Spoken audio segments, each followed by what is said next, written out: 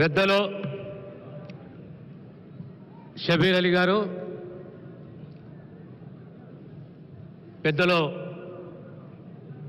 మాజీ రాజ్యసభ సభ్యులు, మాజీ పిసిసి అధ్యక్షులు హనుమంతరావు గారు, మాజీ పిసిసి అధ్యక్షులు పొన్నా లక్ష్మయ్య గారు, తెలంగాణ రాష్ట్రంలో ప్రజాస్వామ్యంలో ప్రతిపక్షానికి గొంతు ఉండాలి, నియంతృత్వానికి ప్రజాస్వామ్యంలో రీతిలో జవాబిచ్చిన పెద్దలు జీవన్ రెడ్డి గారు, మిత్రులు సురేష్ షెట్కార్ గారు, ఈనాటి సభకు విచ్చేసిన కాంగ్రెస్ అభిమానులు, కాంగ్రెస్ సీనియర్ కార్యకర్తలు, నాయకులు, పాత్రికేయ మిత్రులు, సోదరి సోదరులారా, మీ అందరికీ హృదయపూర్వక నమస్కారాలు పెడుతున్నాను చేతులు జోడించి. ఈనాడు దేశవ్యాప్తంగా దేశానికి సంబంధించి పార్లమెంట్ ఎన్నికలు అంటే రేపొద్దున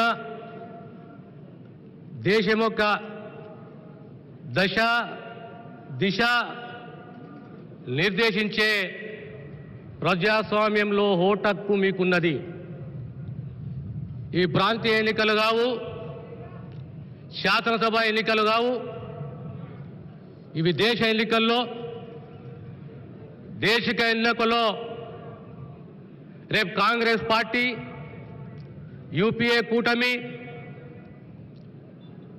కాంగ్రెస్ పార్టీ తరఫున ఇందిరాగాంధీ గారి మనుమడు అఖిల భారత కాంగ్రెస్ అధ్యక్షులు రాహుల్ గాంధీ గారిని ప్రధానమంత్రి చేసే బాధ్యత మనందరిపైన ఉన్నది. ప్రత్యేకంగా జైరాబాద్, మెదక్ జిల్లా పార్లమెంట్ ఓటర్లకు సంబంధించి 1980లో ఆనాడు ఇక్కడి ప్రజలే బ్రహ్మరథం పట్టినారు. దేశానికి ప్రధాన ఇచ్చిన చరిత్ర ఈ ప్రాంత ప్రజలది.